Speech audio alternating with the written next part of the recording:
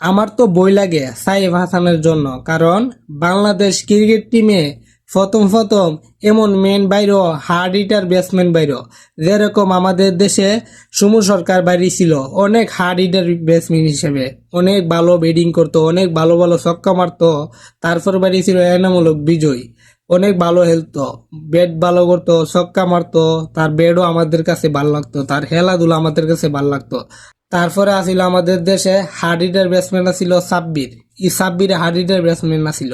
আমরা টি-20 ম্যাচে hard hitter ব্যাটসম্যানের জন্য সাব্বির ধরতাম। এই সাব্বিরও আজকে কত বছর হয়ে গেছে জাতীয় দল থেকে চিরকালে হারিয়ে গেল, চিরকাল হারিয়ে গেল। ওই জন্য আমি বলতাছি আমার তো বই লাগে সাইফ হাসানের জন্য। সাইফ হাসান কালকে মনে করেন 38 বললে যেরকম 64 রান করছে, 8টা ছক্কা মারছে।